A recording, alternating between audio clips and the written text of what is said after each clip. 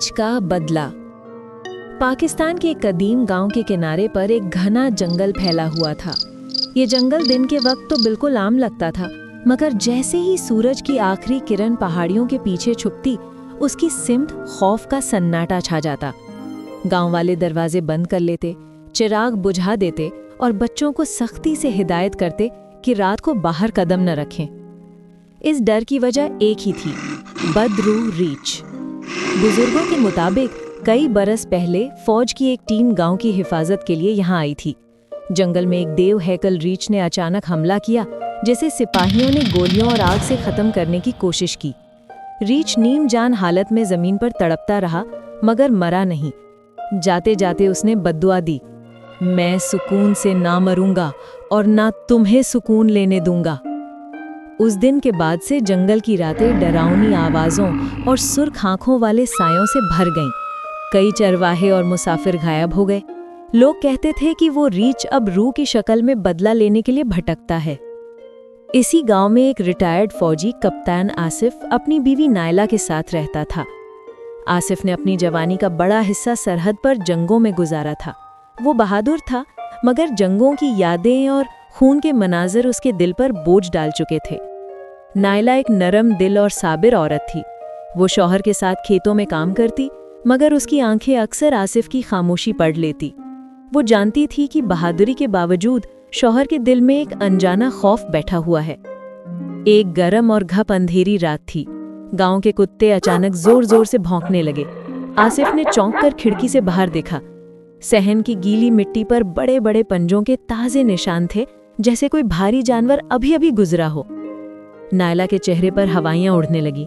उसने कांपती आवाज में कहा, आसिफ, ये वही रीछ है। लोग कहते थे कि वो लौट कर आता है, बाहर मत जाना। आसिफ ने बंदूक उठाई और सख्त लहजे में बोला, मैं फौजी हूं, भागने वालों में से नहीं। आज अगर ये बदरूह सामने आई तो फैसला भी आज होगा। ये कहकर वो दरवाजा खोलकर अंधेरे में निकल गया। चांदनी बादलों में छुप चुकी थी। दरख्तों के साए जमीन पर फैलकर खौफनाक शक्लें बना रहे थे। हवा की साई साई अजीब सरगोशियों में बदल गई थी। आसिफ मोहतात कदमों से आगे बढ़ रहा था। अचानक एक गंभीर और करख्त आवाज सन्नाटे को चीर गई। फौजी, तुम ही थे जिन्होंने मेरा खून बहाया। तुम ही ने मुझे नीम जान छोड़ा। आसिफ के कदम रुक गए। दिल की धड़कन तेज हो गई। सामने घनी झाड़ियों से एक देव हैकल साया उभरा। वो रीछ था, मगर आम रीछ नहीं। उसके जिस्म पर पुराने जख्मों के निशान थे, खाल पर जलने के दाग और आंखों में दहकते हुए सुर्ख शोले। रीछ गर्राया, मैं वही हूं जिसे तुम्हारे हथियारों ने मौत के दहाने पर पहुंचाया। अब मैं बदला लूंगा। न तुम बचोगे, न तुम्हारा गांव। इसी लम्हे पीछे से कदमों की आहट आई। नायला दौड़ती हुई आ गई। वो शौहर को अकेला छोड़ने पर राजी न थी। रीछ ने उसकी तरफ सुर्ख आंखों से देखा और धाड़ा, इंसान औरत, क्या तुम भी अपने शौहर की तरह मेरे खून की प्यासी हो? नहीं, हम तुम्हें मारने नहीं आए, हम तुम्हें सुकून देना चाहते हैं। रीछ कहकहा मारकर हंसा, एक खूनी सर्द हंसी। सुकून? तुम्हारे हाथों ने मेरा सुकून छीना, अब बदला मेरा हक है। नायला ने कदम आगे बढ़ाया। इंतकाम से सुकून नहीं मिलता। अगर तुम अपनी रूह को आज़ाद करना चाहते हो तो नफरत छोड़ दो, वरना ये आग हमेशा तुम्हें जलाती रहेगी। रीछ लम्हे भर के लिए खामोश हुआ। उसकी आंखों की सुर्खी हल्की हुई, जैसे अंदर कोई लड़ाई हो रही हो। मगर फिर उसने धाड़ मारी और आसिफ पर झपट पड़ा। आसिफ ने बंदूक सीधी की और गोली चलाई। धमाके की आवाज जंगल में गूंजी, मगर गोली रीछ के जिस्म से ऐसे गुजरी जैसे हवा को चीर रही हो। रीछ के चेहरे पर एक भयानक मुस्कुराहट फैल गई। नायला ने दोनों हाथ आसमान की तरफ उठाए और चीख कर कहा, ए अल्लाह, अगर ये तेरी मखलूक है तो उसे सुकून दे, और अगर ये शैतान है तो इसे नेस्त और नाबूद कर दे। ये अल्फाज सुनते ही रीछ एक लम्हे को रुक गया। उसकी आंखों की सुर्खी मध्यम पड़ गई। उसकी आवाज भारी मगर कमजोर हो गई।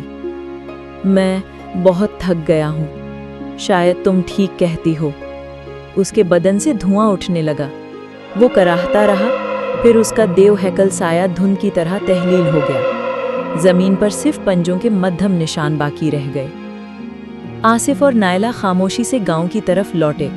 रास्ते में सिर्फ जुगनुओं की रोशनी थी और झिंगुर की आवाज।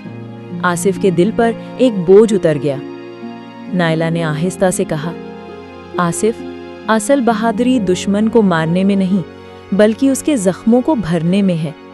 जंग, नफरत और इंतकाम सिर्फ अंधेरे छोड़ते हैं। आसिफ ने गहरी सांस ली और बीवी की तरफ देखते हुए बोला, तुमने दुरुस्त कहा नायला। जंग ने मुझे सिर्फ खौफ और खालीपन दिया।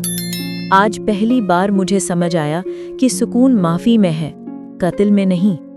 सबक: इंतकाम और नफरत इंसान को अंधेरों में ढकेल देते हैं। असली ताकत माफी में है। सुकून उसी वक्त मिलता है जब हम छोड़ देना सीखें।